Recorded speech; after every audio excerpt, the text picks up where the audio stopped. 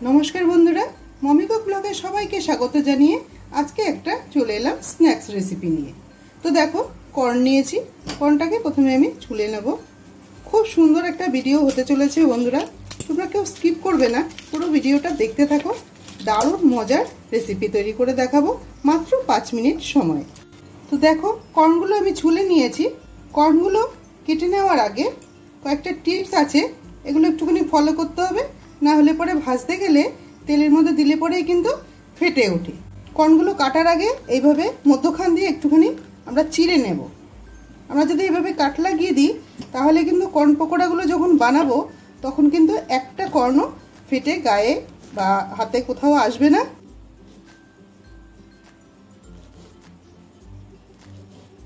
সব ভুট্টাগুলোর মধ্যেই আমি কাট লাগিয়ে দিয়েছি। এবার আমি ভুট্টাগুলো বের করে নেব। দানাগুলো এভাবে আস্তে আস্তে প্রেস করে করে ভুট্টাগুলো বের করে নিতে হবে। আমি ছুরির সাহায্যে করছি, তোমাদের যদি দাওয়ের সাহায্যে সুবিধা হয় তোমরা দাও দিয়েও করে নিতে পারো। দেখো এইভাবে কাট লাগিয়ে করে নিলেও কিন্তু ভুট্টা দানা কেটে বেরিয়ে আসে, ফাটার সম্ভাবনা থাকে না। তবে এইভাবে করতে গেলে অনেক সময় কি হয় গোটা গোটা বেরিয়ে আসে, ওগুলো কিন্তু তেলে দেওয়া মাত্রই কিন্তু ফেটে চোখে মুখে আসতে পারে। ওই জন্য প্রথমে কাটার আগে কাটটা লাগিয়ে নিলে খুব সুবিধা হবে, ফাটার ভয়টা আর থাকবে না। দানাগুলো খুব সুন্দর করে আমি বের করে নিলাম। এবার এর মধ্যে কিছু মশলা অ্যাড করব। দিয়ে দেবো গোলমরিচের গুঁড়ো, স্বাদমতো নুন, ধনেপাতা কুচি, চাট মশলা, 2 চামচ বেসন, দিয়ে দেবো কুচিয়ে রাখা পেঁয়াজ, একদম ছোট সাইজের একটা পেঁয়াজ দিয়েছি, 5 থেকে 6 কোয়া রসুন আছে কুচিয়ে নেওয়া, 1/2 ইঞ্চি আদা কুচনো, অল্প পরিমাণে লঙ্কা কুচি। সব উপকরণকে একসঙ্গে ভালো করে মাখিয়ে নেব। যেহেতু ভুট্টা দানাগুলো কচি আছে, এর মধ্যে অনেক ময়েশ্চারাইজার আছে, একটু হাত দিয়ে ভালো করে চেপে চেপে নিলে পরে সুন্দর মাখা হয়ে যাবে। যদি খুব প্রয়োজন মনে হয় তাহলে অল্প পরিমাণে জলের ছিটা দেওয়া যেতে পারে। এইবার আমি দিয়ে দেবো এর মধ্যে 2 চামচ কর্নফ্লাওয়ার। এতে আঠালো একটা ভাব হবে, পকোড়াগুলো খুব সুন্দর তৈরি হবে। কর্নফ্লাওয়ার হাতের সামনে না থাকলে তোমরা অ্যারারুটও দিয়ে দিতে পারো। এখন মনে হচ্ছে একটু শুকনো শুকনো লাগছে, এর মধ্যে একদম অল্প পরিমাণে আমি একটু জল অ্যাড করব। খুব সুন্দর করে আমি মেখে নিলাম, পকোড়া ভাজার জন্য একদম রেডি।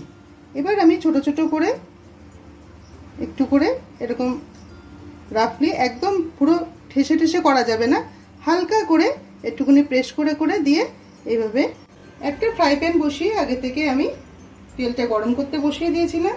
তেলটা যখনই গরম হয়ে গেছে আমি লো টু মিডিয়াম করে দিয়েছি গ্যাসের ফ্লেমটাকে। এবার আমি পকোড়াগুলো ছেড়ে দেব।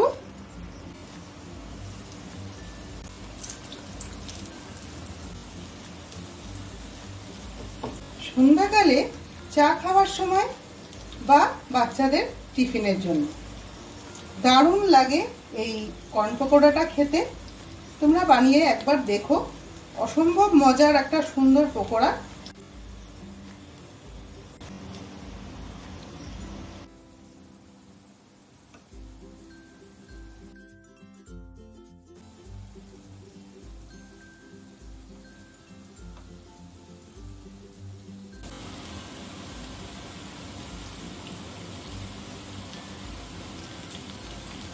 গ্যাসের ফ্লেমটাকে লো টু মিডিয়াম করে গোল্ডেন কালার করে ভেজে নেব পকোড়াগুলো।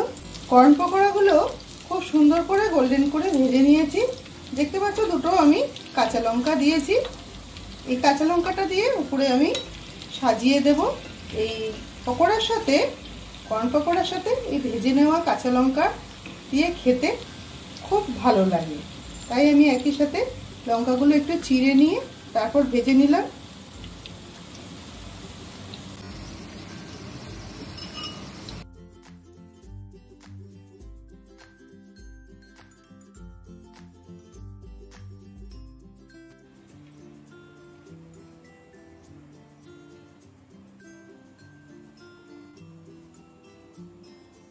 তৈরি হয়ে গেল খুবই অল্প সময়ে কর্ন পকোড়া, যা খেতে খুবই ভালো ওর সঙ্গে হেলদিও।